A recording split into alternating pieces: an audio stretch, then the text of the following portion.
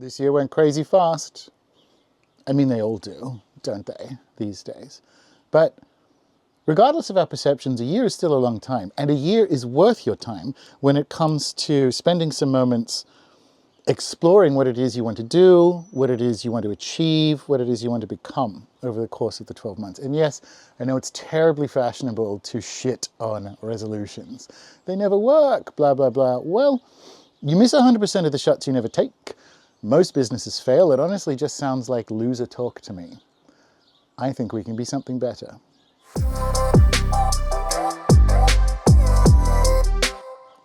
I'm sure for most of you watching, you associate New Year's with the cold and the dark, maybe even snow. Well, Happy New Year from southern Tasmania, where it's the complete opposite.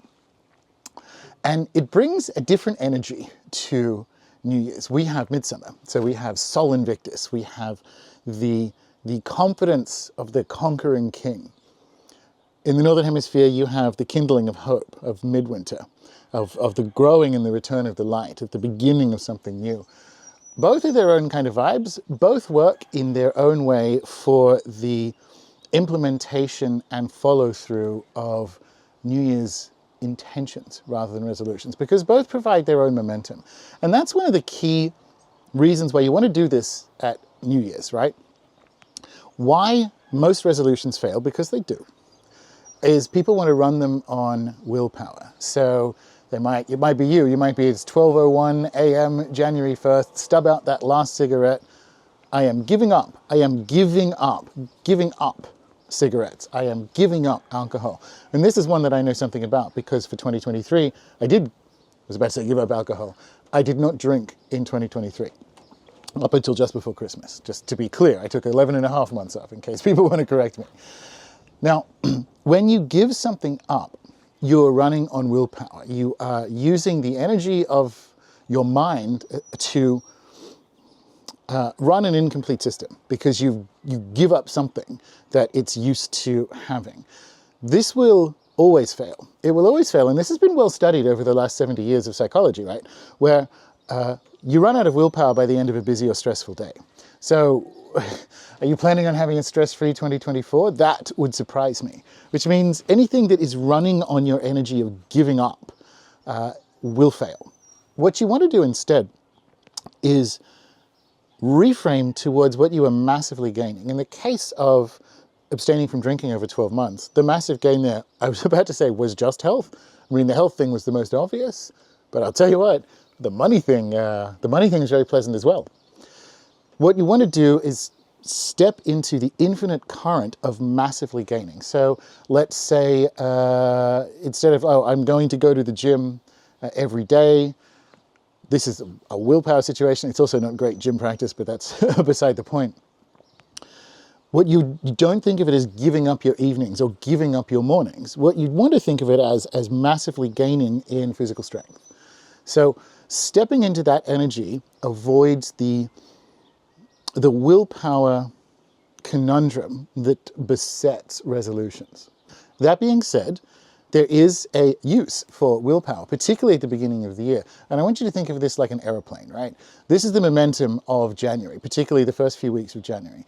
And that is using that willpower to get you into the air, because planes use much more energy, of course, taking off than they do once they're up there and they have tailwinds and the air is lighter and they already have momentum and so on. That's the metaphor I want you to use for January. You can use that willpower of like, I actually do want, I have enough power and energy and drive at the moment to want to do something. Use that energy to get you into the position of being pushed along by the massive gains. That's the difference between a resolution and an intention. An intention doesn't necessarily have, it can, but it doesn't necessarily have a fixed goal. So a fixed goal would be, I want to be promoted to marketing director in 2024. An intention goal is, I want to grow in skills and recognition in my career over the course of 2024. That's up there when the plane is at cruising altitude. That's what an intention looks like instead of a goal. You can use those first couple of weeks of willpower to get yourself set up, take some courses that are going to be useful in your career, get in early, hustle, while you still have that January energy to find the feeling of, oh goodness, this is working. Find the feeling of how I want 2024 as a infinite or ever expanding intention to go. Now, in terms of finding and articulating the transformed resolution into an intention, there is a crucial step that is probably the magical force multiplier that makes these approaches far more successful. And that is that success that is not acknowledged doesn't grow. So a couple of weeks ago, as part of this ongoing process, we did a live stream where we spoke about doing a 2023 review. And you can watch that, I'll link that one up below.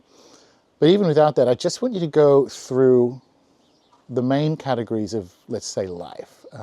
Health, career, or I prefer pursuit of destiny, because that allows you to split it between the money job and the thing that is more alive in your soul. And even if you had a terrible year, which I wouldn't ever phrase it that way, let's say you had a year of many health journeys or a long health journey. At a basic level, if you are still in a body to be able to watch this video or listen to it, then you have something to be grateful for, which is that you are still here, motherfucker, right? And we begin with the gratitude of that. Thank you, body. Like, oh, I actually, with these very extreme health journeys, I'm still here. I'm not just still here, but I have learned from it. I'm going to sit with the lessons on a spiritual basis, I suppose, on a karmic or soul basis of these health journeys. Same thing with the career. You may have implemented something, you may have started a new meeting group for a new project, whatever it happens to be. Look at any small victory and simply showing up to, especially in these inflationary times, have approximately sufficient money to get about the earth in these apocalyptic times. You want to begin with gratitude and acknowledgement for all of those things. You want to actually understand, oh, cool, like I actually am moving forward. When I do the reframe, oh, I'm, even with the serious health journeys, I'm still in a body, I'm still here. What does that look like as I move into 2024? How do I turn that gratitude, how do I turn that acknowledgement into an understanding of what that growth looks like, what that jet stream that we're using as tailwinds looks like for career, for health, for anything else that's a priority for you in 2024. Start with the gratitude, start with looking backwards and seeing correctly. This is the trick to a reframe, is not that it's delusion, it's re-perspectives, right? So sit with the gratitude of, even if you had a truly terrible year, again, don't say it like that, find the story, find the momentum that is pulling you into a better future. And there is where you're going to find the goals / intentions that you want to articulate. And I'll give you 2 other ones, bonus rounds. What brought you the most joy in 2023? Sit with that, because that's probably an intention jet stream calling. And what lit you up the most on a magical or spiritual basis? What book or what practice, what new mantra, what new prayer lit you up? There will be intentions in that direction as well. The other ones, what are you most proud of professionally? What are you most proud of on the level of the physical? Sit with them, they make a lot of sense. But go with the joy one and go with what lit you up the most, magically and spiritually as well. That'll give you about 4 or 5 to move into 2024 with. The final step. And to some extent, this is optional, because it's going to depend on the pieces that are moving in your life. But there's an additional force multiplier in considering, let's say, an overarching theme. So for 2023, as many of you know, one of the reasons for abstaining from alcohol was as part of a health journey to do with autonomic dysregulation. So I was too parasympathetic, and I needed to successfully, I might add, regulate my immune system or my nervous system rather, because I was too sympathetic for too long, and that was having downstream effects in terms of sleep, in terms of all kinds of health outcomes. So my overarching theme was chill.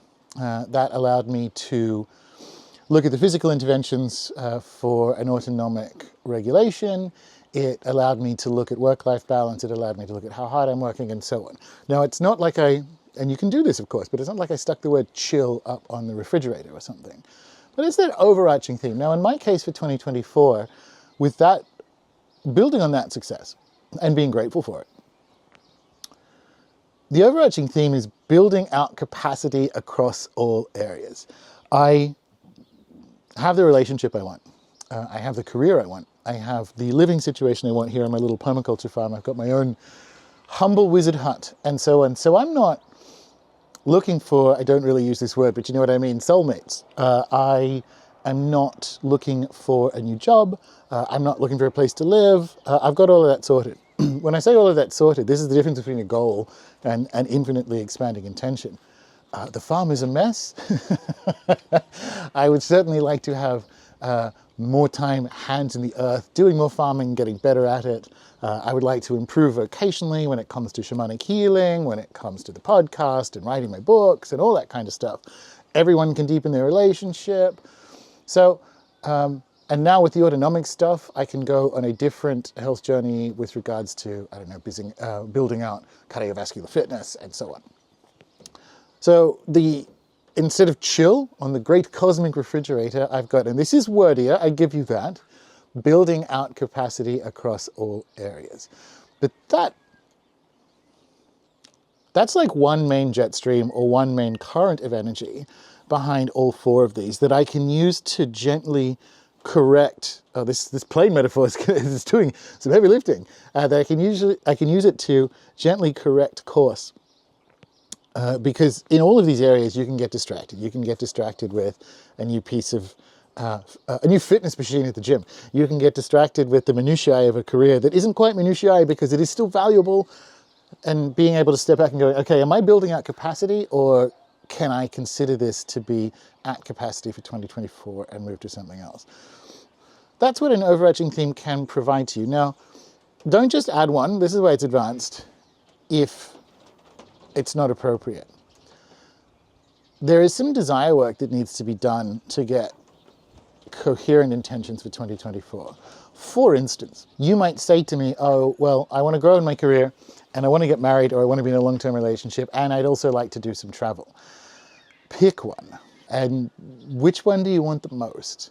Now, I do this work with clients all the time, and they'll say, I want all three of them equally. Well, you don't. That's impossible. What's happening in that situation is you aren't being honest with yourself. You aren't being honest with yourself because you think you should want the career more. It's usually the relationship. People need to be honest with themselves that they actually want a long-term relationship. And you don't have to tell anyone. You certainly don't have to tell me, but you have to be honest about which of the overall intentions that you are setting for 2024 is the total priority. Because it's going to be the magnet under the nail filings that organizes everything else you do in your life. It fundamentally changes how you approach, how you do your career and health and so on if the goal is a relationship. If the goal is travel, well, that's going to be maximizing money, but that's also going to reprioritize relationships, because you don't want to be, well, maybe you do, but you don't want to fall in love with someone 6 weeks before you're going on a 9-month tour of South America, right? So be honest with yourself about which is the main goal for you, which is the main intention for you in 2024, and see if that one gives you intelligence just in general for how to live your life, but see if that one gives you intelligence for the overarching theme. The desire work is unavoidable, and if you are interested in exploring that more, and if you're interested in providing more magical support behind setting and achieving intentions in 2024, a link to join the premium membership is below, and it's the largest online magical training community on the internet. In Q1 of 2024, we begin with prayer for magicians, prayer for non-magicians, which is certainly a force multiplier, I think, in the Western occult world we sleep on. But in addition to that, you've got the foundations of magic, you've got wealth magic, you've got all these different ways of exploring and surfacing your desires and assisting them in the expression out in the cosmos. So that's it. Happy New Year, happy hunting. Thank you for watching, thank you for subscribing. If you got value out of this video, please do share it with someone, and I'll see you in the next one.